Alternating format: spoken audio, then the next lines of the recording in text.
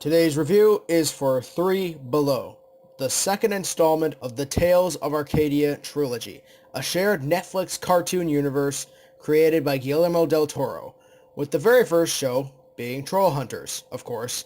And this first season of this new series tells the story of two alien siblings named Aja and Krull, voiced by Tatiana Maslany and Diego Luna, as well as their guardian protector named Varvatos Vex, voiced by Nick Offerman, as they all hide on the planet Earth from an evil overlord named Mordando, who has taken over their home planet of Arcadian 5 and has sent bounty hunters to find the children of the royal family of the planet to have them killed so he can rule the entire planet himself. I was looking forward to this show mostly because I'm a big Troll Hunters fan. I love that show. The first season was great. The second season was good. And the third and final season, I actually thought was even better. And I was hoping that Del Toro and his team over at Netflix could bring some more of that Troll Hunters magic to this show as well. And does that show do that at all? Well, all I can say is, it's good enough. And that's all. Yeah, well, I wouldn't necessarily call this a great show. It does have a certain charm to it, it's a ton of fun, and it even had some more likable characters to add to the Arcadia universe. I found Krull and Aja to be decently developed, Aja being my favorite.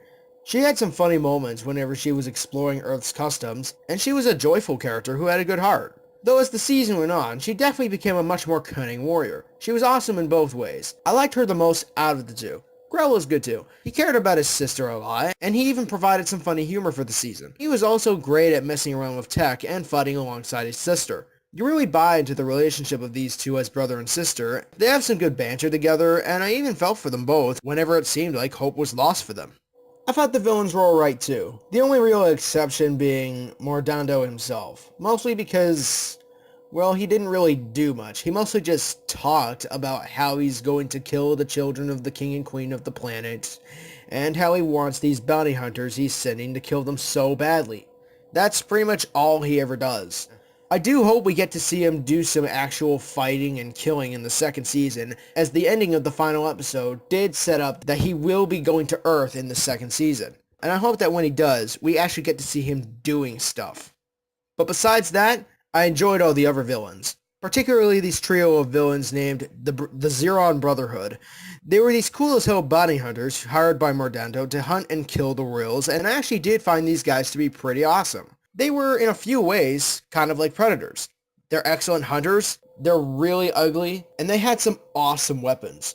And another villain I also liked was this robot that showed up during the final few episodes of the season. A blank bot named Omen. He reminded me of a Sentinel. No, not the Sentinels from the Matrix, but an X-Men Sentinel. He seemed nearly impossible to stop.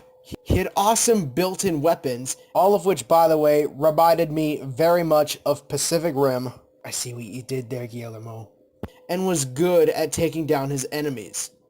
Omen was a really cool bad guy for the final few episodes, even with how very little he's even in the show overall for. And I would so buy a very posable action figure of him if they were to ever make one.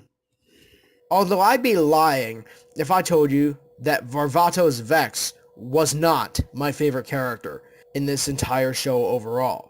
Sure, he kind of just yelled out how much he loves killing and all, but you can tell that he had a great sense of honor, and he was even a good mentor figure to Aja in terms of training her to become a fighter. He provided some decent humor for the show, and he even has a great arc that's being set up for the future. Like when it's revealed that he was the one who helped make it easy for Mordando to take over Arcadian 5. And you can tell that he feels horrible for what he caused. He felt extremely guilty for allowing Mordando and his minions to infiltrate the A5 kingdom. You can tell that he did want to make things right, even willing to sacrifice himself for the sake of saving Aja and Krull's mothership and parents. And I was genuinely surprised to see him actually make it out alive in the end. Although it's still not a very good sign because he's been taken by the last Zeron alive, and Aja and Krull still think he's dead. And I absolutely cannot wait to see what his arc is in the next season. And as for my favorite episode of this show so far, I'd have to say my favorite episode would have to be Deja Vu, because it shows the main characters from both this show and Troll Hunters crossing over together.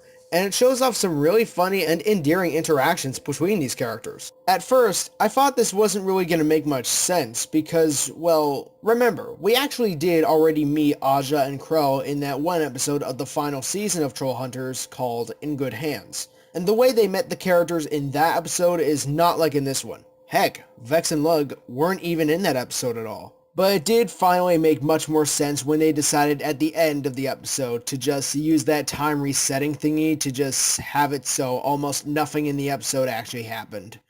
And while I would say it is disappointing that it never happened anymore, I do actually kind of understand it and can justify it because it wouldn't make sense if they didn't. But yeah, it was interesting to see these characters from both shows interact together while it lasted, and is what made this episode my personal favorite of this first season.